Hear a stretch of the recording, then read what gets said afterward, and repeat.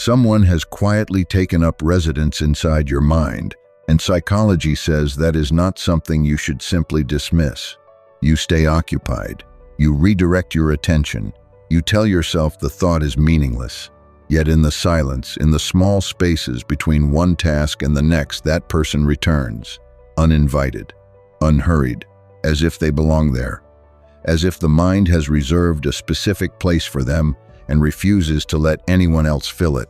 You have tried. You have filled your hours with noise, with work, with the company of others. You have scrolled through your phone at midnight just to avoid the stillness. And still in the exhale after the distraction ends, there they are, quiet, present, waiting. This is not weakness. This is not obsession. There is a reason this continues. Psychology teaches that the mind does not hold on to people arbitrarily. It holds on to what the heart has not finished working through. When someone returns to your awareness again and again without any effort on your part, it means an emotional thread between you is still active, still carrying something that has not been fully received or understood. You may feel confused by this. You may feel drawn toward something you cannot name. You may even feel a low, steady ache that has no clear origin. Stay with this. Do not push it away. What follows may offer you something you have quietly needed for a long time. Part 1. The loop that never closed. In psychology, this experience is known as an open emotional loop. Something between you and this person arrived at no real conclusion, not necessarily a dramatic ending, not always an argument or a betrayal. Sometimes just a truth that was never spoken, a feeling that was never named, a moment that deserved acknowledgement and never received it. The mind craves resolution. It is built for completion. It cannot settle comfortably inside an unfinished story, so it returns to that story the way a tongue returns to a sore tooth, not out of enjoyment, but out of an instinct to resolve what has not healed. The mind circles back not to wound you, but because it has not completed the work of understanding. You are not obsessing. You are not broken. Your subconscious is attempting to process something it never truly could. Aristotle believed that the soul naturally seeks wholeness, that the deepest part of a human being moves always toward what it needs in order to feel complete. When a connection ends without closure, some quiet, persistent part of us refuses to declare it finished. And so, the memory remains available, not demanding, not dramatic, simply present.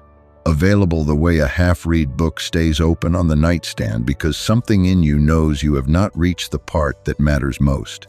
That is why they surface when your guard is low, in silence, in the hour before sleep, in the space between one thought and the next, in the pause after laughter, when the room goes quiet and the feeling arrives without warning. Your defenses are not there in those moments. And so, the unfinished thing steps forward. Here is something worth considering. The person on your mind may be experiencing a pull of their own, not consciously, not in words or deliberate thought, but through the silent current that deep bonds always leave behind a frequency that does not require proximity to remain real.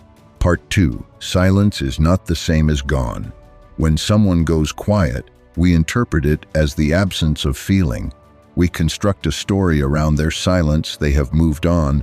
They do not care. They have replaced what we shared with something easier. Psychology offers a different reading entirely. Silence is frequently how people carry emotions that feel too fragile or too frightening to bring into the open air. The ones circling your thoughts may not be absent out of indifference. They may be silent precisely because what they carry is too exposed to risk. To speak it would be to hand it to someone else, and they are not yet certain it would be held carefully. They may want to bridge the distance, but fear what that openness reveals about them. They may think of you far more often than you would believe, but have convinced themselves that the window is closed, that reaching out would cost more than the silence already does, so they stay quiet. And they carry it alone. And so, feeling takes a different path. Not through words, through memory. Not through messages, through the quiet, unnamed heaviness that settles on an otherwise unremarkable day.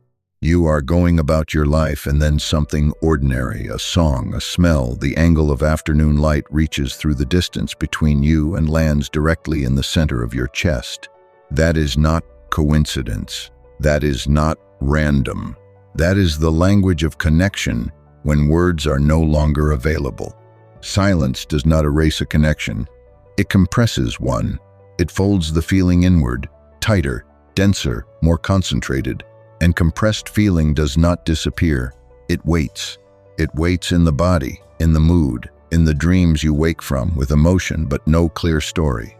It waits to be recognized, to be named, to be finally understood. Part 3. The pull that distance cannot break. Have you ever felt your mood shift without any visible cause, a sudden wave of something you cannot identify, only to notice moments later that a specific person had just moved through your thoughts? That is not your imagination working against you. That is something real. When two people share a significant emotional history, they develop what can only be described as an invisible attunement, a deep resonance. They learn to reflect each other's inner states, not through conversation, but through something quieter and more fundamental. This attunement does not switch off when the relationship changes form. It does not obey distance. It does not respect time zones or decisions or the logical arguments you make to yourself at 2 in the morning. Carl Jung described synchronicity as meaningful alignment that operates entirely beyond the reach of logic. He believed that the inner world and the outer world speak to each other in a language that reason alone cannot translate. When you sense someone before you consciously think of them, when you feel a pull that has no rational explanation, Jung would not have called that delusion. He would have called it information. Your bond does not follow geography, it follows depth. The strength of a connection is not measured in proximity. It is measured in how completely two people once knew each other, how much of themselves they allowed to be seen. When someone who once knew you fully is experiencing something intense, longing, regret, grief, or even simple missing, that energy does not stay neatly contained within them. It moves through the emotional landscape the two of you once built together. A true bond does not end with silence, it waits beneath it. That is why their memory arrives without warning, specific and weighted, not soft like nostalgia, not bright like wishful thinking, but heavy and precise, the way only real things are heavy, as resonance, as evidence that what you shared left a mark deep enough to outlast the quiet, deep enough to reach you across whatever distance now exists between your lives. Part 4. Why letting go feels out of reach. We are taught that releasing someone means forgetting them, that moving forward requires erasing, that healing looks like no longer feeling. But genuine release, the kind that actually brings lasting peace, is far more demanding and far more meaningful than erasure. It means acknowledging clearly and honestly that something truly mattered. It means choosing to carry the lesson it gave you without continuing to carry the weight of its absence. The reason they remain in your mind is not that you are weak. It is not that you are stuck. It is that your heart was never handed a real ending. And the heart, unlike the mind, does not accept summaries. It needs the full story. It needs the last chapter, not necessarily reunion, not necessarily resolution, but at minimum recognition. Acknowledgement that what happened was real and that it meant something. We do not struggle to release people who left us feeling ordinary. We do not lie awake processing connections that barely grazed the surface.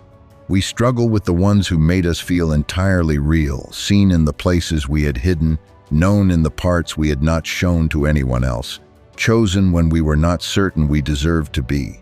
Those are the connections that take something with them when they go. The mind works in logic.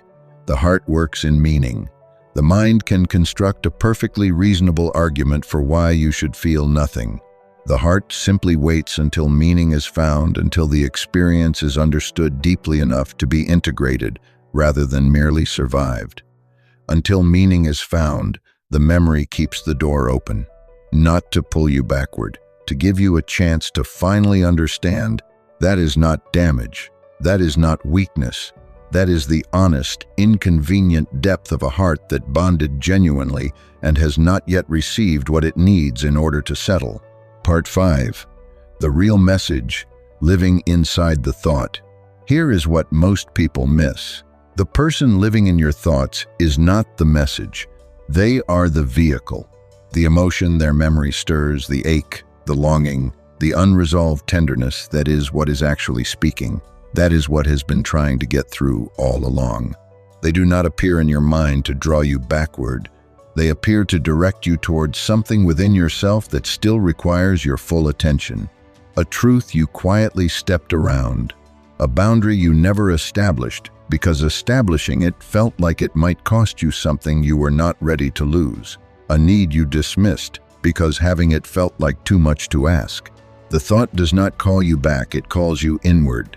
Rumi once wrote that the search we carry outward through other people, through connection, through the hope that someone else will finally complete us, is a search that can only ever be answered from within. Not because other people do not matter, but because what we seek in them is always, in the end, a reflection of something we carry inside ourselves that has not yet been fully met with understanding. When you sit with this thought, when instead of pushing it away you ask it what it needs, something begins to shift. When you truly understand what this connection revealed about your depth, your capacity, your unspoken needs, and your most honest fears, the urgency begins to fade. Not all at once, not dramatically, but quietly, the way morning replaces darkness without announcement, without force. Simply through the natural passage of one state into another. Peace arrives where longing used to live. Not because the person is forgotten, not because what you shared is diminished, but because the message was finally received. The loop can close, the mind can settle, and the heart, your patient, faithful, resilient heart, can finally exhale. If someone lives in your thoughts without invitation, do not judge yourself for it. Do not treat the feeling as a flaw or a failure. Every deep bond was designed to teach, not necessarily to stay. Some people enter your life to show your heart what it is capable of, the depth it can reach, the love it can hold, and then they leave, so that you never forget what you discovered about yourself through them. Honor what it meant, receive what it taught, and when the lesson finally settles into understanding, you will not need to chase the memory anymore. Because what it was always pointing toward was never somewhere else. It was here, inside you, waiting just as patiently as you have been to finally be found. Give this a like if it moves something in you, and subscribe to Psychology Wisdom. We are here every week for the thoughts you cannot quite explain and the feelings that deserve to be understood.